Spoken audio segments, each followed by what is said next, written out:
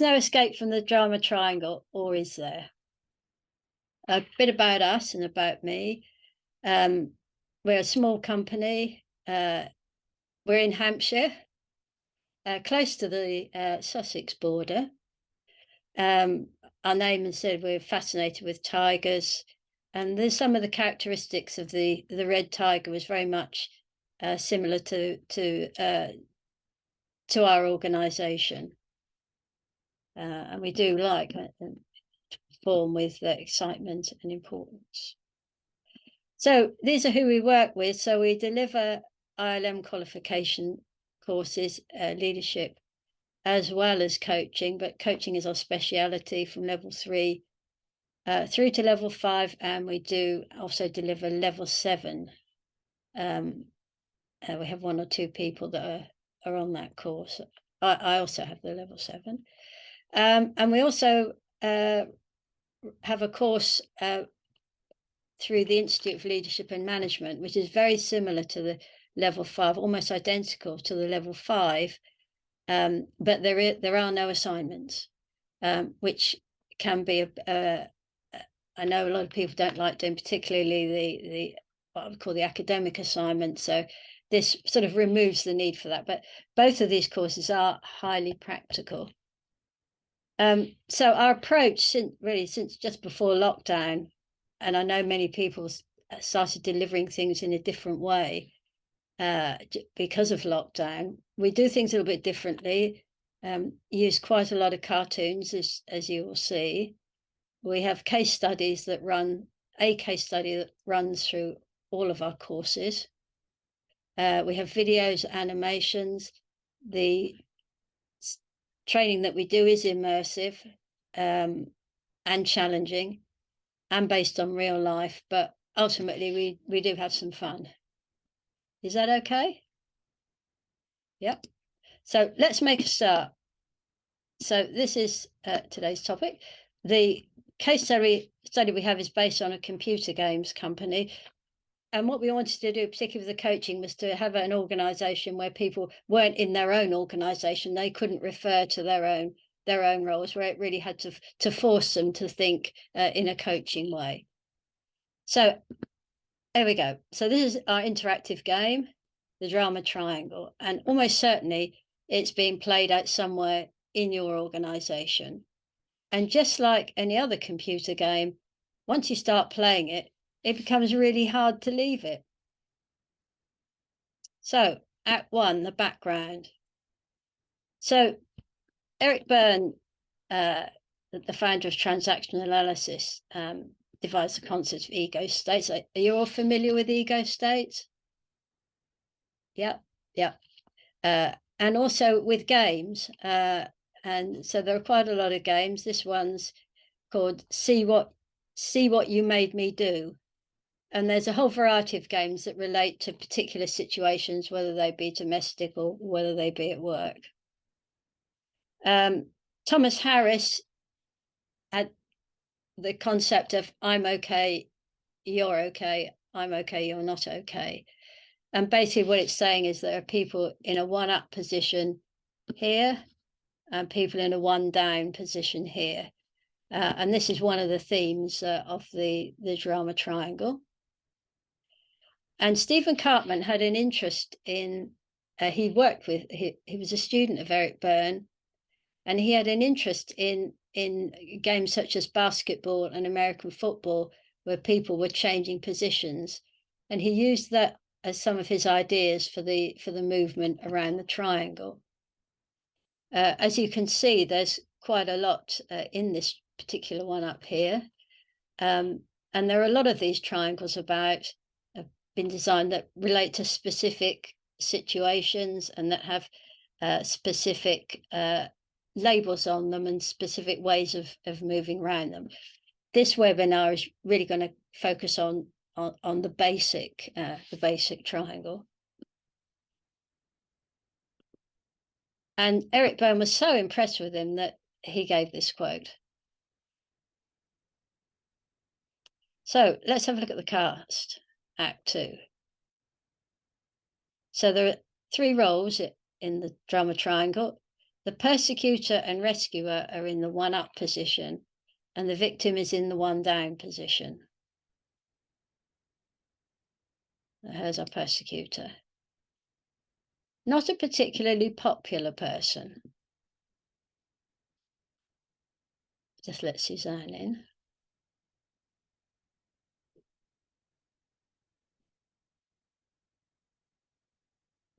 And he controls by aggression and blame and persecution. He or she. The second one is the rescuer, and here she is with her cup of tea ready to give to someone, and a cup of tea and a chat. And this is her role. So she's okay. You're not okay, but she will save you, even if you don't need saving, because it boosts my self-esteem. And the third role is the victim. And he is not okay, but everybody else is. And he takes comfort that somebody will always rescue him. And there's two types of victim. One is a pathetic victim, which just continues deeper into victimhood. And then there's an angry victim who is reacting to persecution from the persecutor and is looking to take revenge. So knowing that, who do you think? Oh, sorry. And then we have this character, William. Now, William's not part of the triangle. The other characters would like him to be part of the triangle and would try and entice him in. But William is the person that refuses to play. And this is one of the ways of keeping out of the drama triangle by not entering it in the first place. And we'll give some more examples of that a bit later on. So bearing that in mind, who do you think has the most power in this triangle?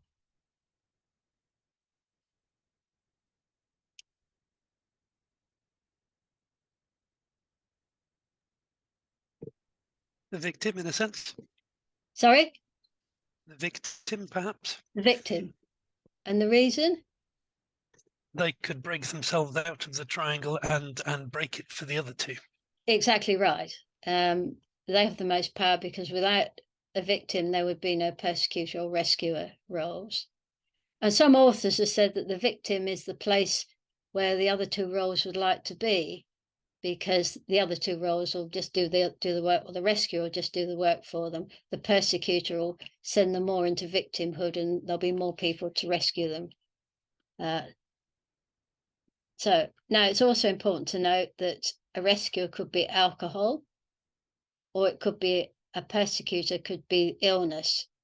And these are really the sorts of things that would need to be taken elsewhere if that was discovered in a person.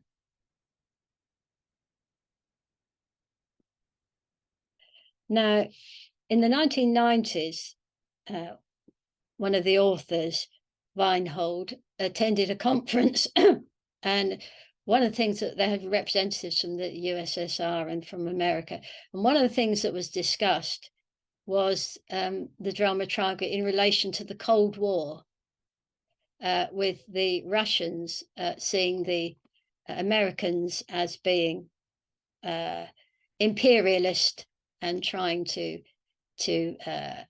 oppress countries such as Nicaragua, the USSR in the rescuing role.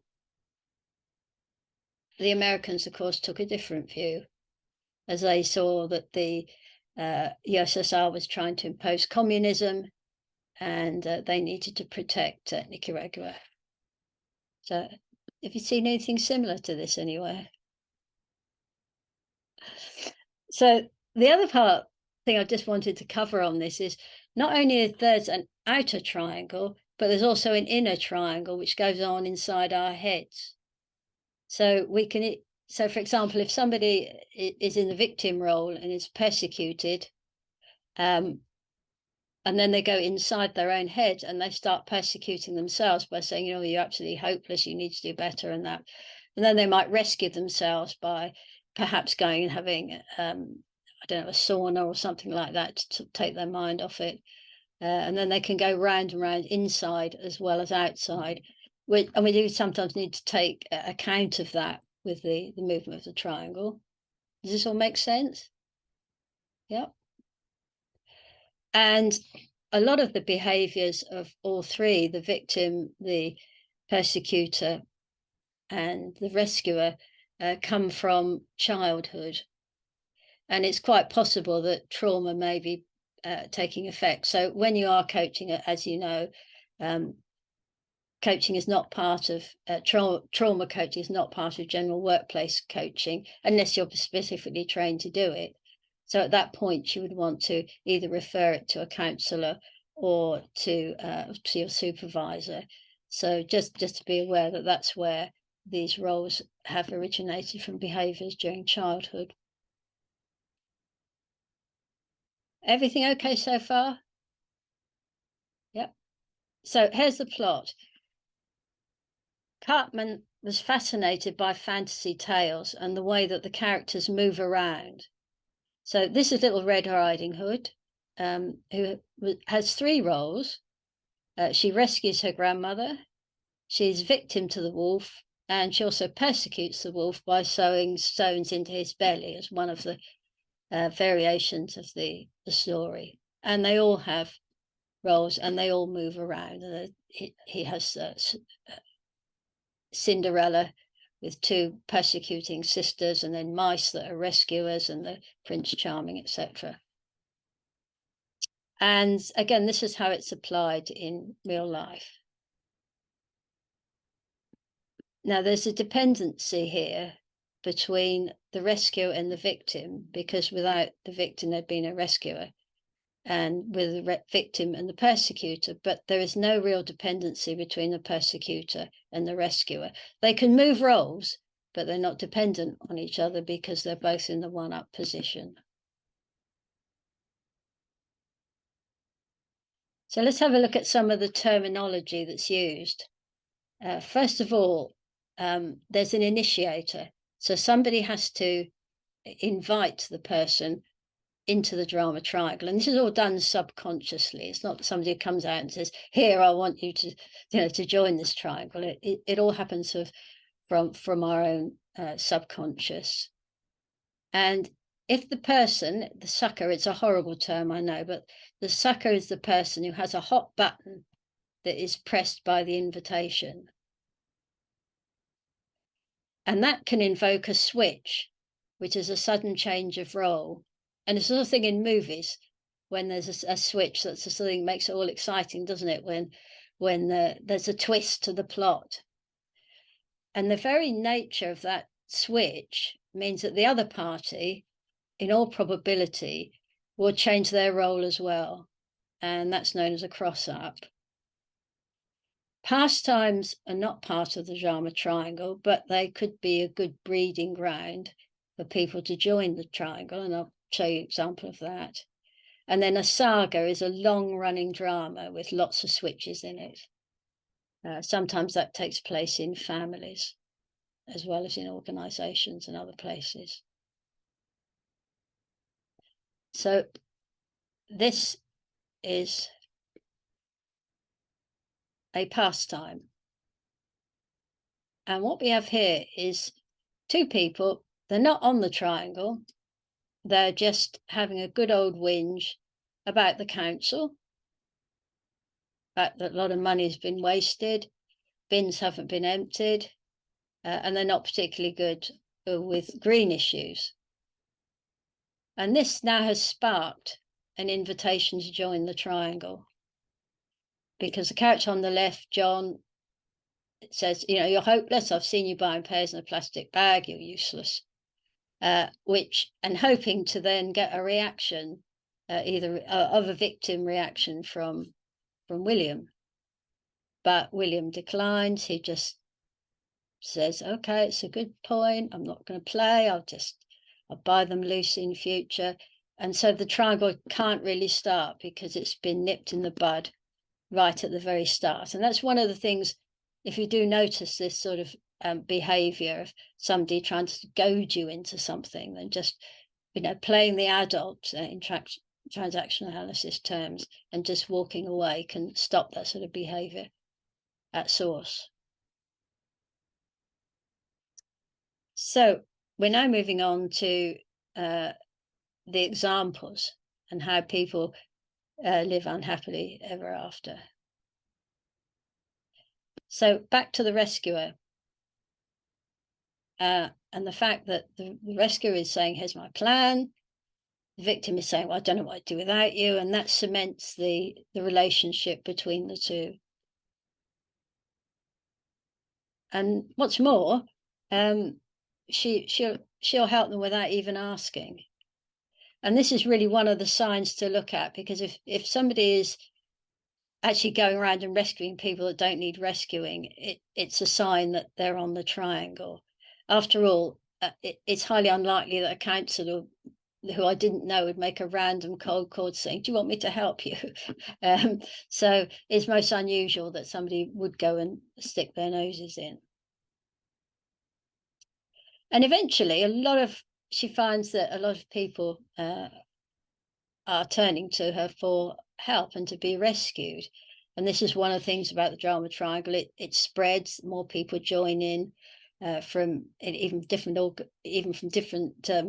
parts of the organization. It just spreads like wildfire. But the persecutor is taking a bit of notice of this. And the reason for that is he's noticed that she's got power. And he's also noticed that they like her. And he's got power, but they hate him. And also, he's feeling a bit guilty, really, that he's been persecuting all these people and making them unhappy.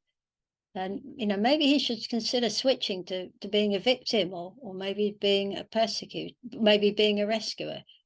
So it's possible for this is how some of the switches can happen between the persecutor and the rescuer. But eventually, the rescuer becomes worn out. She's just got so much on. And she can respond in one or two ways. She can either turn into the victim mode and seek help from others and be rescued, or she realizes that she's not got time to do her own job, her own performance is failing, and these people just aren't helping at all, and she turns into the persecutor role. The second example, this is a much longer example. So Caroline here, director of finance, William, her finance manager. This is a saga that's been going on for months. That sales are always late with their reports, they're always wrong, there's always a lot of last minute work, chasing up, arguments, rows, the whole lot. But today it's worse because there's been a software upgrade to the finance software. And it's taken them a while to get the hang of it. They've had to get IT involved. So both of them been working really hard to get this report out.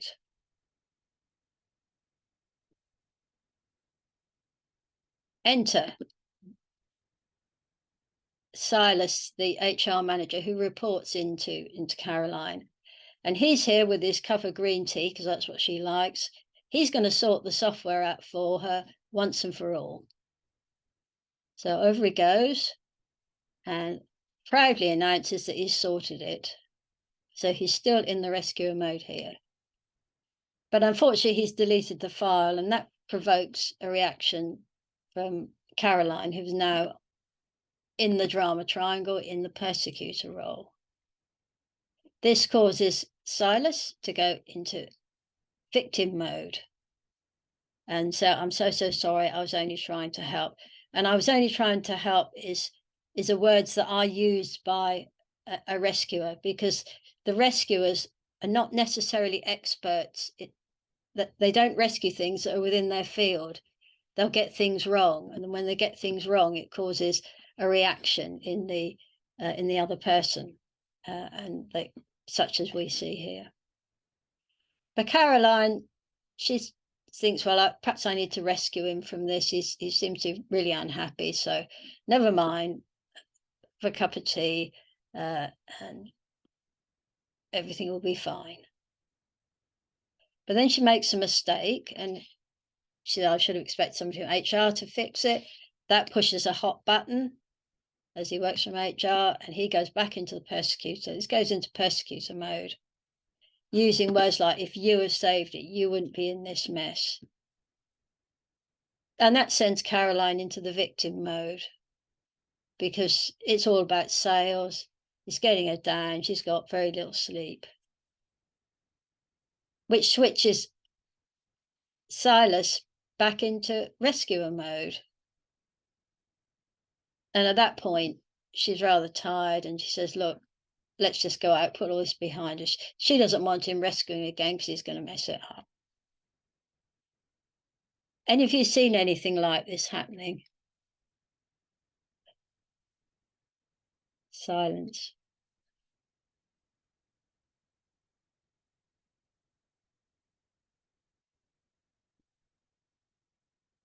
In fact, there is an example in one of the books, which is almost exactly the same as this. And I've actually seen this sort of thing happening, because I used to work in IT too. And I know what stresses that can cause when things don't go quite right. So in the coaching room, the victim here is actually asking, can you put in a good word for me with my director? And here again, this is an invitation here. He's in the victim mode. He's inviting the coach to become a rescuer. But William steps out of it and just says, well, sorry, it doesn't work like that. Coach is responsible for achieving their outcomes. And he tries to step away. But that causes a reaction from from Marcus. He feels that he's not getting his way. He's not being rescued. And he quickly turns into the persecutor mode and attacks him. And then to make matters worse, he also then accuses the coach of persecuting him.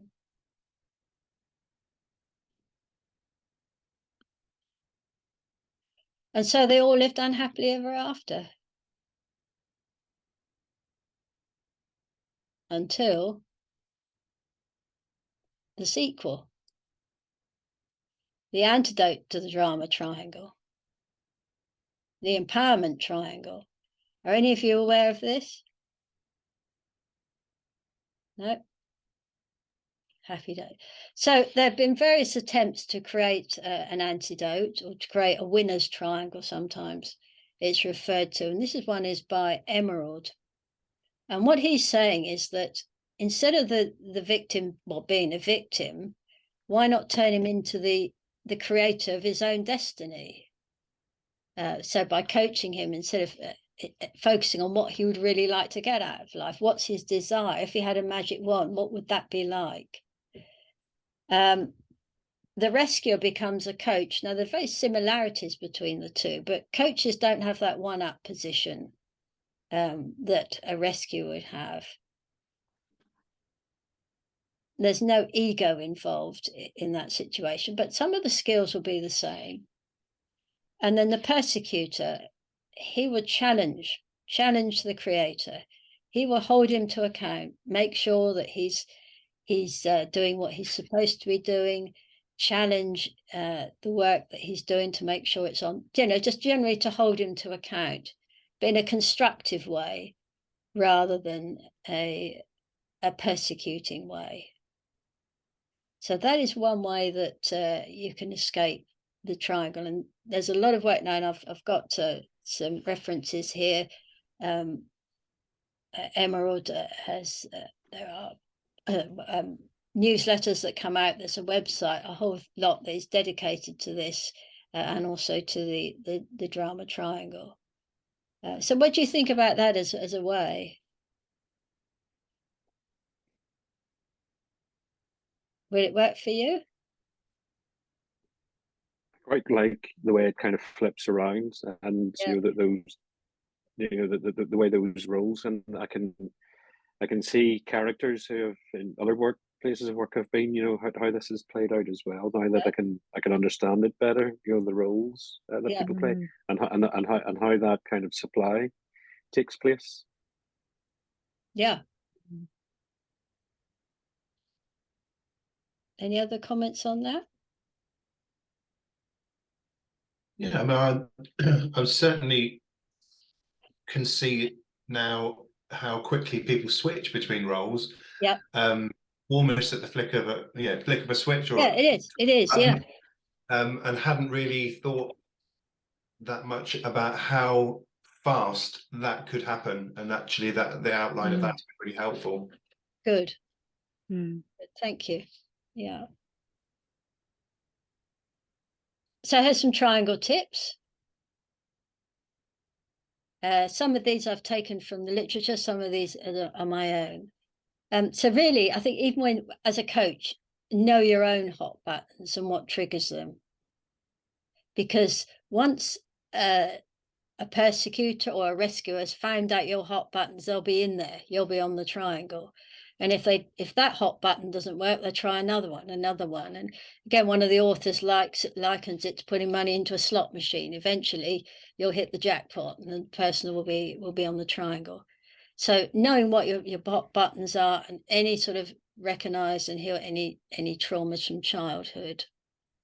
One of the things I've given you in the in the list of material is the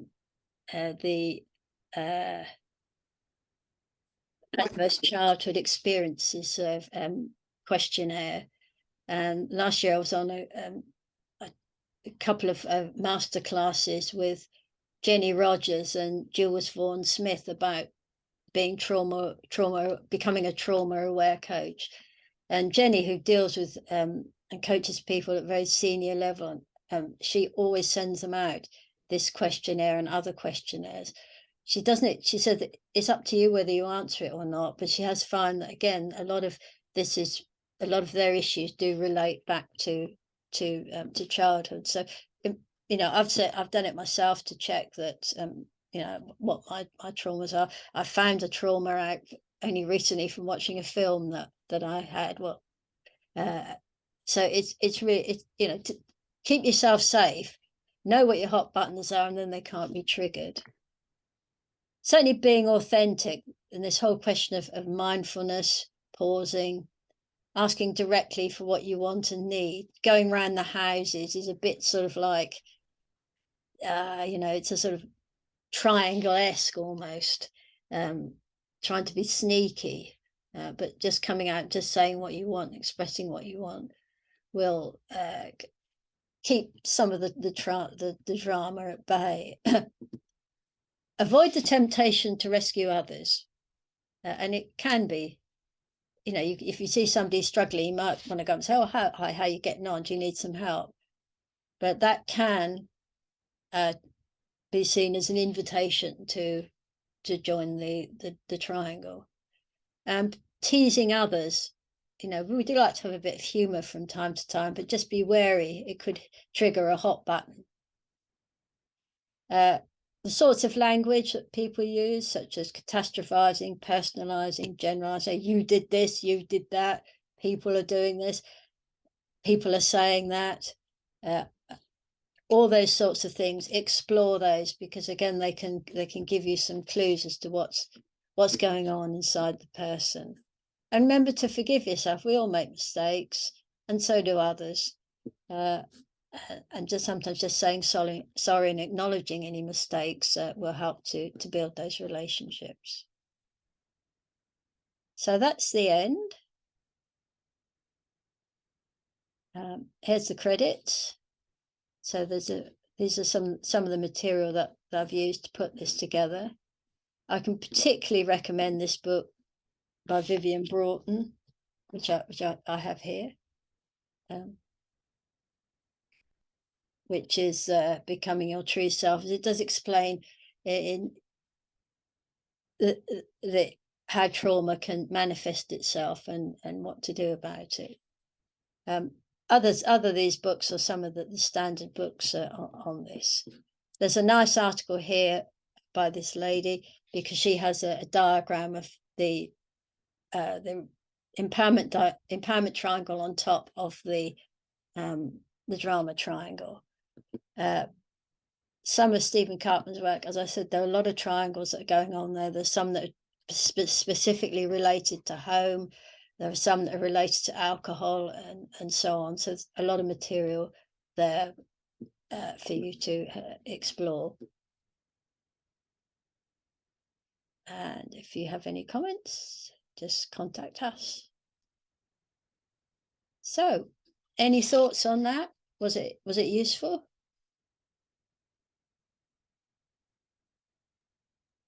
Yeah. Yeah, very much so. Yeah. And I think it bears sort of bearing in mind also that someone can be a part of multiple triangles at different points at the same time. Yeah. Yeah. And particularly the inner triangle as well, and the effect that may have.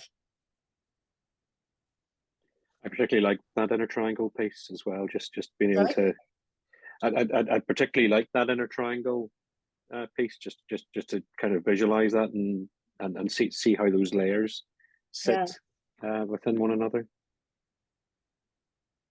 Yeah. So that's it. If you have any other comments, did you like the delivery? Were the cartoons all right for you? Really enjoyed that, actually. Yeah. Yeah. Good. Yeah, I think they do tend to convey sort of the emotions more than just a PowerPoint slide. So I thank you all very much for your participation. Thank you. And I hope to see you. Maybe we'll be on another institute webinar somewhere, and we'll meet up again. Perfect. Okay. Thank you, Nick. Take care, folks. You. Thank you, Jane. Thank you very much.